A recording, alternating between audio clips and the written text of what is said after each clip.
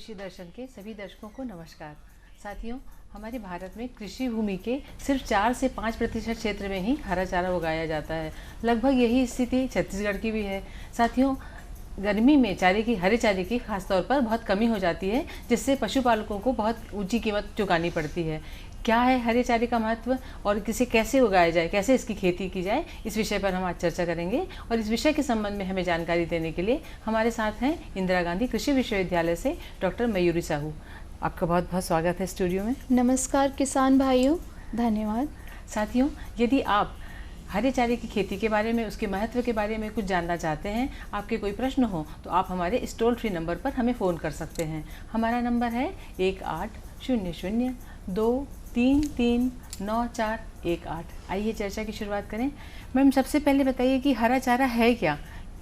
जी, हमारे किसान भाई ये जानते हैं कि जो पशु है उसको भी हम मनुष्यों के जैसे प्रोटीन, कार्बोहाइड्रेट, सभी का संतुलित जो भोजन है वो मिलना चाहिए। तो जो हरा चारा है वो हम सूखे पुआल और रातिब जो होता है दाना जो देते हैं, उसके अतिरिक्त जो हम हरे रूप में या उसको हरे चारे को सुखा के जब हम उसको देते हैं खाने के लिए पशुओं को संतुलित मात्रा में, तो वो जो है पशुओं को 40% तक उनके दुधारू या मिल्क जो दूध क्षमता है, दूध उत्पादन की क्षमता है, या उनकी अनुवांशिकी गुण को नियंत्रित करना है कि पशुओं का कैसे शारीरिक ढांचा को और अच्छा बनाया जा सके, उनमें प्रजनन क्षमता को कैसे बढ़ाया जा सके। तो ये सारी जो है हरे चारे के माध्यम से पशुओं में पूरी होती है।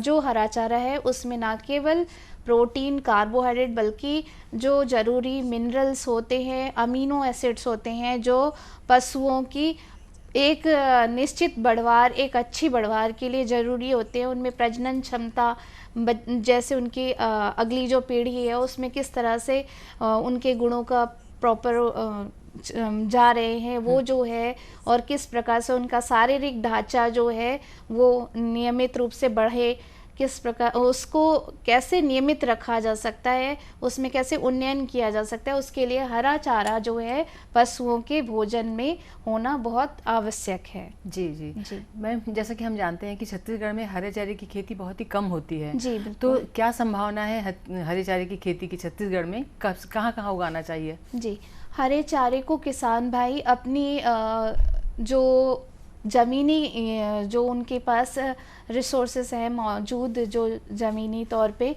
जैसे कि किस प्रकार से उनका भूमि की दशा है, किस प्रकार से उनके पास आर्थिक दशा है, और किस प्रकार से उनकी भूमि में उर्वरा क्षमता है, मेड़ पे लगाना है, तो वो सारी जगहों पे अलग अलग किस्म के हरे चारे को वो लगा सकते हैं। जलवायु के ऊपर भी हरे चारे की बहुत सारी प्रजातियां हैं जो विकसित की गई हैं, ताकि किसान भाइयों को हर प्रकार से अपने पशुओं के लिए एक उन्नत प्रकार की किस्म मिल जाए।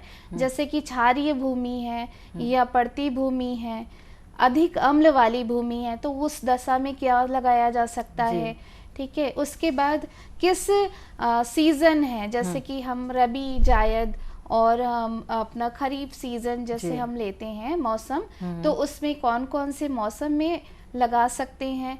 फिर किस तरह से हम छोटी ड्यूरेशन, मतलब कि कम दिनों में पकने वाले हरे चारे को ले सकते हैं, ताकि हम अगली फसल के साथ उसको एक फसल चक्र में अच्छी तरह से बैठा सके, हमारा जो भूमि की क्षमता है उसका पूरी तरह से उपयोग कर पाएं, और पशुओं को समय समय पर वर्ष भर हमको मिलता रहे चारा। और हमें हमारे किसान भाइयों को ये भी ध्यान रखना है कि उनको दोनों तरह से, जैसे कि आप धान उगाते हैं तो उसके साथ आप चना उगाते हैं, मतलब उसके बाद, तो इसी प्रकार से हरे चारे में भी आप जो है दलहनी और जो आपकी जो सीरियल्स होते हैं ना, आपके धान वर्गीय हरे चारे जो होते हैं, तो उसको बारी बारी से लगा के या उनको सह फसल, है ना, मिक्स क्रॉपिंग के रूप में लगा के आप दोनों की आवश्यकताओं को पूरी कर सकते हैं।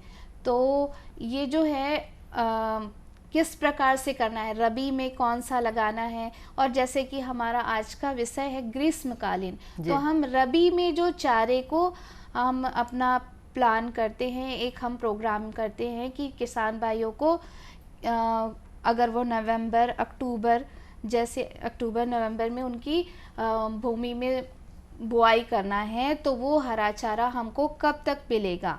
ठीक है, उसके बाद जब हमारे पास हरे चारे की बहुत अधिकता रहती है, तब किसान भाई उसको काट करके साइलेज या हे जो है उसको हरी अवस्था में ही सुखा के उसको हे के रूप में एक संग्रहित चारा, जब हमारे पास हरे चारे की डायरेक्ट मतलब सीधे से आवक नहीं होती है, तब हम हे के रूप में अपने पशुओं को, लूसन हो गया, मक्का है, और हमारे जो वैकल्पिक चारा जो हमारे प्रदेश में है, जैसे कि लाखड़ी जिसको तिवड़ा बोला जाता है, उसका भी हे निर्मित किया जा सकता है और उसको हरी अवस्था में सुखा के छाएदार जगहों पे सुखा के उसको दिया जा सकता है। तो ऐसे में प्रोटीन की जो मात्रा है उसमें भरपूर मात्रा में रहती है। और हमारे पास जब गर्मियों में जो आपका अप्रैल मई जून का जो आपका महीना है, इसमें जब हमारे पास चारा नहीं उपलब्ध होता है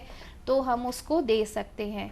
किसान भाइयों को हमेशा ये भी ध्यान में रखना चाहिए कि जैसे अगर उनको सिंचाई और असिंचित भूमि, वो दो प्रकार से किसान भाई जो है चारे को अपने कृषि चक्र में ले सकते हैं।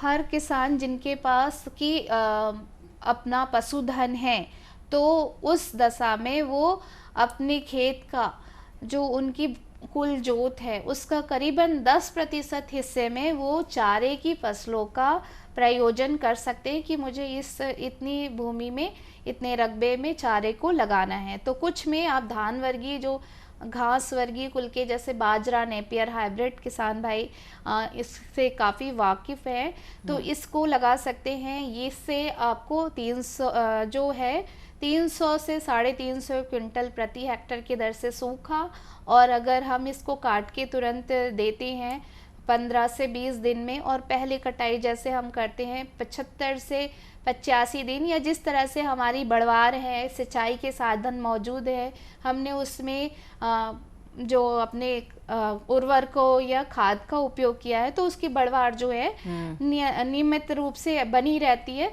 तो उस प्रकार से वो किसान जो हैं ये धान वर्गीय चारों को लगा सकते हैं, जिसको कि वर्ष भर वो काट सकते हैं। 7 से 8 बार इसकी कटाई हो सकती है। अभी भी छत्तीसगढ़ में हम पाते हैं कि बरसीम जो किसानों ने ले रखी है, जिन किसानों ने लगाया है अक्टूबर नवंबर में, वो अभी 5वीं फसल उसकी कटाई की है उन्होंने, और उसके बाद उन्होंने उसको बीज के लिए भी छोड़ा है। तो ये बहुत अच्छी बात है कि हमारे प्रदेश में किसान जागरूक हो रहे हैं, उन्होंने चारा लेना जो है वो प्रारंभ किया है। और हमने अभी बात की कि हम किस प्रकार से जो है घास वर्गीय चारा लगा रहे हैं, तो इससे हमको तो कार्बोहाइड्रेट मिलेगा। और कुछ विषैले जो रहते हैं, तो हमें उसको ध्यान में रखना है कि कब कटाई करनी है, किस अवस्था पे करनी है। कटाई के बाद पानी जो जैसे कि ज्वार है, HCN की जो हाइड्रोक्लोरिक एसिड की मात्रा जो रहती है उसको हमको कैसे कम करना है जिससे उनको नुकसान नहीं हो, तो वो थोड़ा ध्यान में आपको रखना पड़ेगा किसान भाइयों को। और इससे साथ ही साथ हमको दलहनी फसलें जो चारा की ग्रीष्म ऋतु में आप ले सकते हैं, तो वो है आपका लोबिया, जो हमारे प्रदेश में बहुत अच्छे से आप बरबट्टी जिसको हम बोलते हैं। तो जो चारे की बरबट्टी की किस्में हैं किसान भाइयों को उनको ही प्राथमिकता से लगानी चाहिए, क्योंकि वो सिर्फ चारे के लिए ही होती हैं, उनमें फलियां जो हैं कम होती हैं। तो आपकी जो पशुओं को हरा चारा जो है बहुत अच्छी मात्रा में प्राप्त होता है। इसकी उत्पादकता 300 से 350 क्विंटल प्रति हेक्टेयर के लिए जाती है। अपने जो इंदिरा गांधी कृषि विश्वविद्यालय है, वहाँ से भी हमारी जो चारा की किस्में अभी जो हैं वो आ गई हैं अपने पास। तो चारा बरबट्टी, छत्तीसगढ़ चारा बरबट्टी 1 और छत्तीसगढ़ मक्का चरी 1, इनको आप ले सकते हैं किसान भाई। और अगर आपके पास असिंचित भूमि की दशाएं आ रही हैं, तो इस स्थिति में आप ऐसा कर सकते हैं कि आप जो है बाजरा और जो ज्वार है इसको भी अन्य राज्यों में बहुत अधिकता से बोया जा रहा है और काफ़ी सफलतापूर्वक इसको अपने पशुधन के बढ़वार, उनके शारीरिक संतुलित बढ़वार के लिए उपयोग किया जा रहा है। तो हमने भी ये पाया है अनुसंधान में कि ये जो है अगर हम इसका उचित अनुपात में अपने फसल चक्र में समायोजन करते हैं तो हमें वर्ष भर जो है चारा जो है उपलब्धता बनी रहती है जी, उसकी। जी, जी, जी। मैडम अभी हम रुकेंगे एक छोटे से ब्रेक के लिए। ब्रेक के बाद हम जल्द हाजिर होंगे, कहीं जाइएगा मत।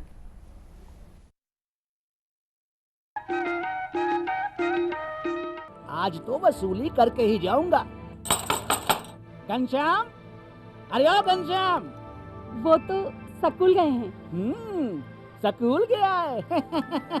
अरे बहाना तो ढंग का बनाती। हाँ लाला, मैं स्कूल ही गया था, फार्म स्कूल, जहाँ किसानों को सिखाई जाती है खेतों में पैदावार बढ़ाने की हर बात, जैसे मिट्टी के हिसाब से सही खाद, बढ़िया बीज और जरूरत के मुताबिक कीटनाशक, ताकि कम लागत में अधिक मुनाफा। ये पकड़ लाला, तेरा हिसाब साफ।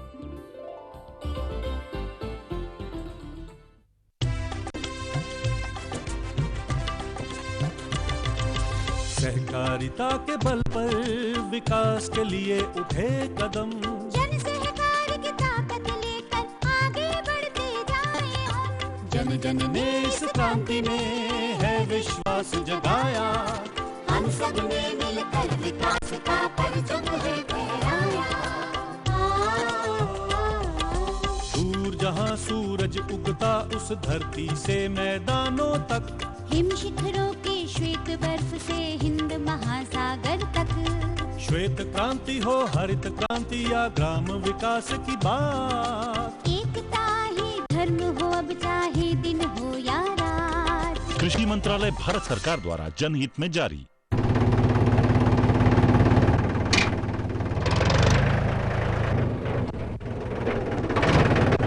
अरे हरकू वाह, बीज, कीटनाशक और आज खाद भी। अरे इतना खर्चा कहाँ से? अरे खर्च की चिंता किसे है, मेरे पास है ये किसान क्रेडिट कार्ड। कार्ड? अरे बैंकों द्वारा जारी इस कार्ड से किसान उसकी सीमा तक की रकम कभी भी बैंक से निकलवा सकता है और खेती बाड़ी की सामग्री कभी भी खरीद सकता है। तो हरकू भैया एक कार्ड मेरे लिए भी। किसान क्रेडिट कार्ड के लिए नजदीकी बैंक से संपर्क करें और पाएं ढेर सारे लाभ।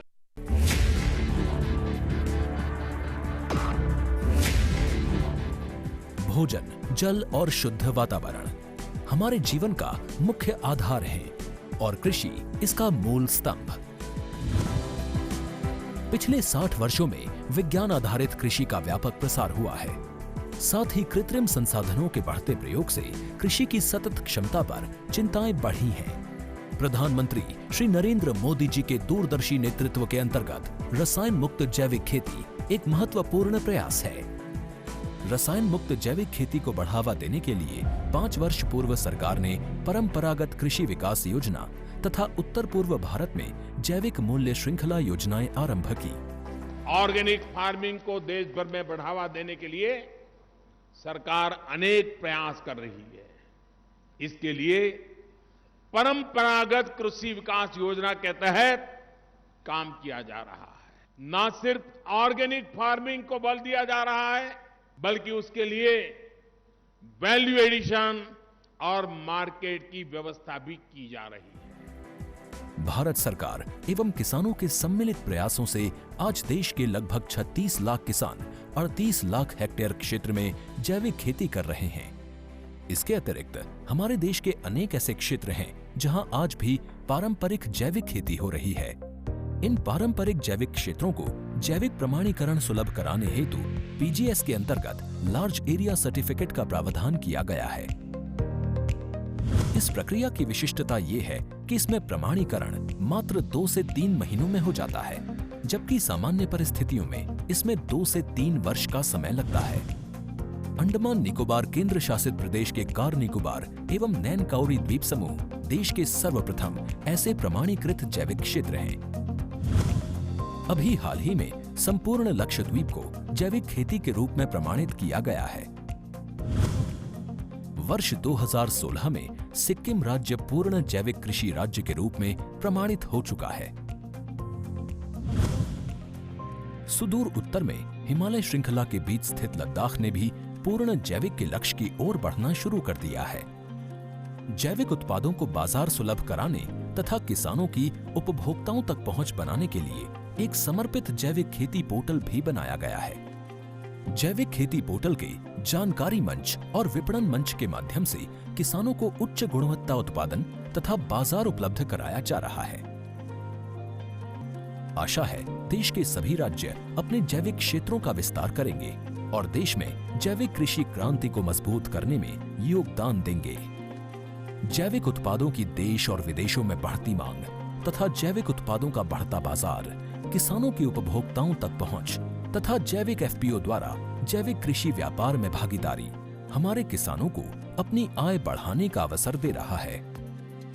पिछले 5 वर्षों में जैविक कृषि उत्पादों का निर्यात दोगुने से अधिक बढ़कर 7,000 करोड़ रुपए से अधिक का हो गया है और इसमें प्रतिवर्ष 20% से अधिक की वृद्धि हो रही है। उम्मीद है पारंपरिक क्षेत्र के किसान भी इस बढ़ते बाजार से लाभान्वित होंगे और जैविक कृषि आंदोलन को आगे बढ़ाएंगे। किसानों की मुस्कान समृद्ध हिंदुस्तान की है पहचान।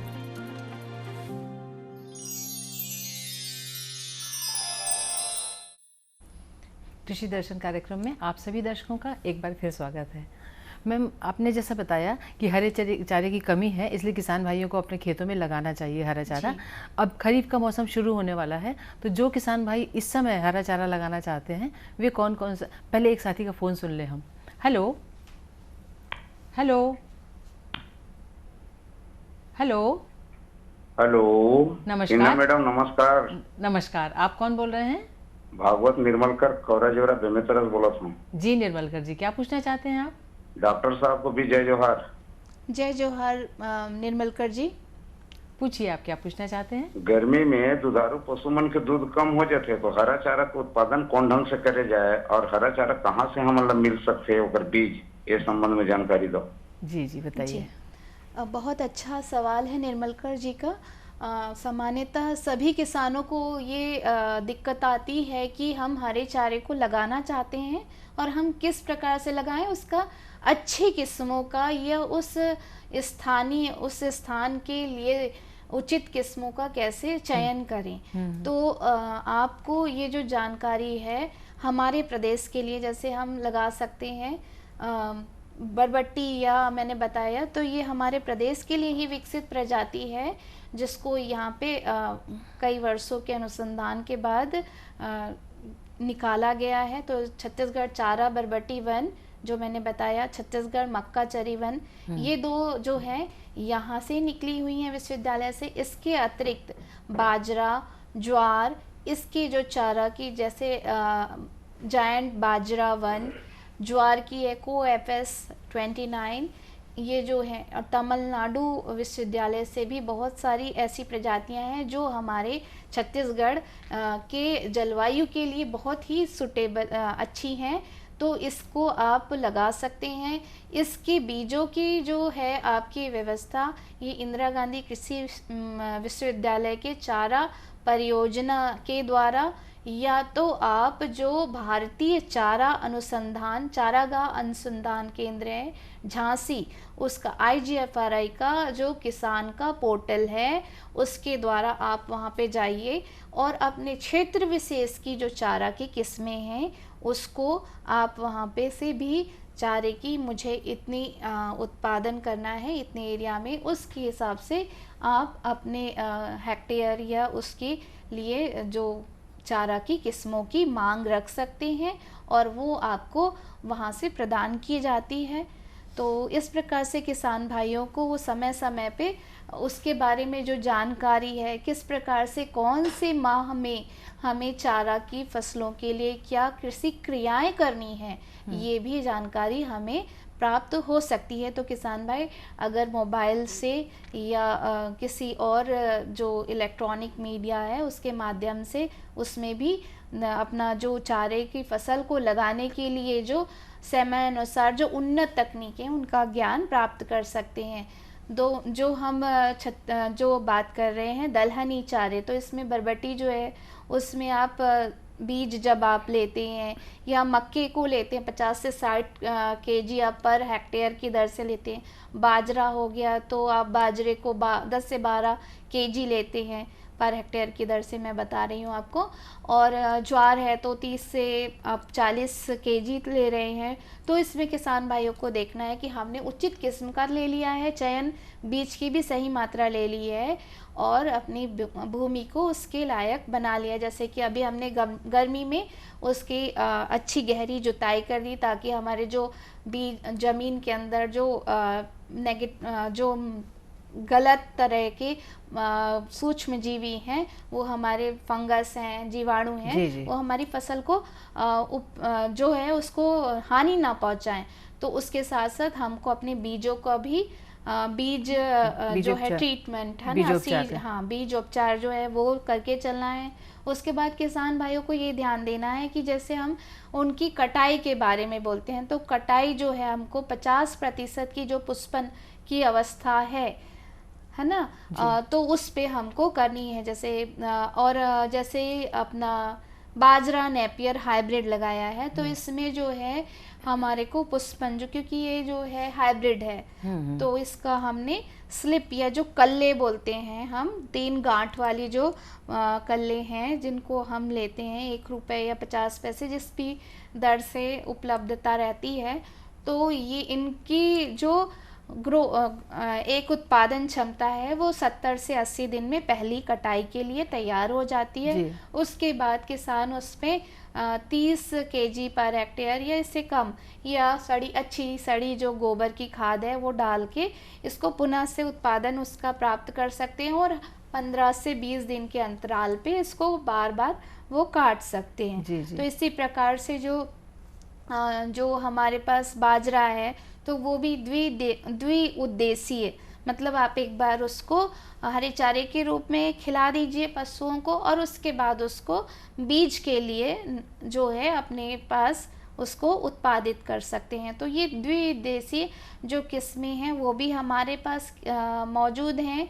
तो वो किसान भाई उसको लगा के उसका जो है अपने पशुओं के उचित संतुलित जो बढ़वार है उसके लिए लाभ ले सकते हैं। जी मैम, आप हमारे स्टूडियो में आई, हमारे किसान भाइयों को बहुत उपयोगी जानकारी दी, आपका बहुत बहुत धन्यवाद। धन्यवाद किसान भाइयों। साथियों, नया विषय नई जानकारी के साथ हम फिर हाजिर होंगे। अभी आज्ञा दीजिए, नमस्कार।